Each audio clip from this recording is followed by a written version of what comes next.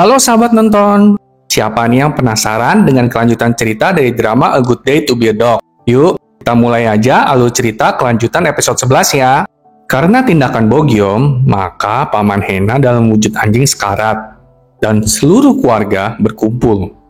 Tiba-tiba, Jia mendatangi Bogyom, dan mengatakan kalau dirinya sudah mengingat segalanya. Tapi Bogyom ingin agar Jia melupakannya dan meninggalkannya. Saat Paman Hena dalam wujud anjing dibawa ke mobil, tiba-tiba saja Paman Hena berubah wujud kembali menjadi manusia. Seluruh keluarga sangat senang menyambut Paman Dongchul. Tapi semuanya bingung, kenapa Dongchul bisa menjadi manusia kembali. Saat Dongchul mengobrol dengan Hena, Dongchul mengatakan, ketika dia menjadi anjing, Dongchul mencium gelang bau Hena itu seperti bau harimau. Keluarga Hena mencoba mencari tahu alasan Paman Dongchul tiba-tiba bisa berubah menjadi manusia, tetapi gagal. Saat mencari petunjuk, Hena menemukan sebuah surat kuno yang menyebutkan tentang Dewa Gunung dan Kutukan, yang belum dimengerti sepenuhnya oleh Hena. Apa maksudnya itu? Saat hendak pulang ke rumahnya, Hena bertemu dengan Bogyom. Bogyom tiba-tiba menjelaskan kepada Hena bahwa dialah yang mengutuk keluarganya. Tapi tentu saja, Hena tidak percaya. Bogyom langsung mengubah kakak Hena menjadi anjing tepat di depan Hena.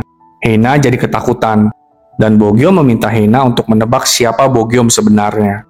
Usai Bogyom pergi, dengan segera Hena melihat album foto lama miliknya, dan menemukan ada Bogyom di antara foto lama itu. Keesokan harinya, Hena menunjukkan foto itu kepada Sowon. Jia juga mendatangi kepala sekolah, dan mengetahui kalau kepala sekolah adalah seekor rubah. Kepala sekolah kemudian melaporkan hal itu kepada Bogyom, agar mereka bisa kembali ke gunung. Tapi Bogyom bersikeras tidak ingin kembali ke gunung. Sowon bertemu dengan Bogyom untuk menanyakan, apakah benar kalau itu ada foto Bogyom. Bogyom tidak mengelak, dan bahkan kita melihat kilas balik sewaktu Sowon kecil. Sowon ternyata pernah ditolong oleh Bogyom saat Sowon hendak diserang anjing besar. Di tempat lain, Utek menjadi sukarelawan sebagai dokter anjing, dan Yuna menemani. Tapi mereka terjebak di Pulau Jeju karena Wotek hanya membeli tiket satu arah. Ibu Hena membantu Paman Dongchul untuk membeli ponsel. Tapi beberapa saat kemudian Dongchul berubah menjadi anjing lagi. Ibu Hena menelpon Hena untuk memberitahu hal ini. Hena langsung menanyakan kepada Bogyom kenapa dia melakukan hal itu. Bogyom langsung memanggil nama Hena dengan nama masa lalunya, yaitu Moksun.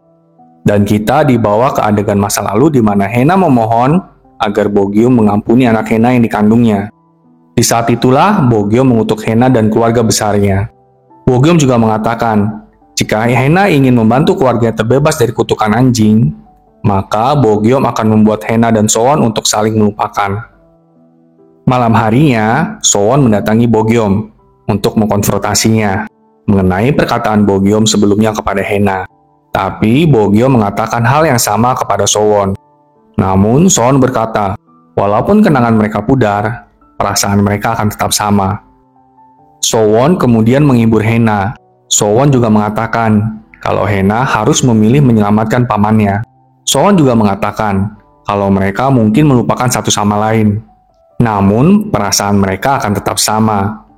Sowon juga berjanji akan mendatangi Hena.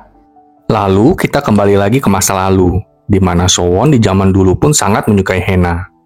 Mendatangi rumah Jia hanya untuk melihat Hena. Di saat itu, Jia juga membantu percintaan Hena dan Sowon. Semua berjalan baik sampai ada perintah untuk membunuh seluruh anggota Jia, karena suaminya dituduh sebagai pengkhianat. Hena dan Sowon membantu Jia melarikan diri. Sowon pun tertangkap. Tapi sebelum itu, Sowon memberitahu Hena agar dia kabur dan menjaga Jia. Saat Hena turun gunung, dia bertemu dengan seorang penjaga dan menanyakan kabar Sowon. Penjaga itu mengatakan kalau Sowon akan dipenggal besok. Hena meminta pertolongan penjaga itu untuk mempertemukan dirinya dengan Sowon untuk terakhir kalinya. Sementara itu, penjaga yang dimintai tolong oleh Hena akhirnya membebaskan Sowon diam-diam karena Sowon pernah membantu dirinya.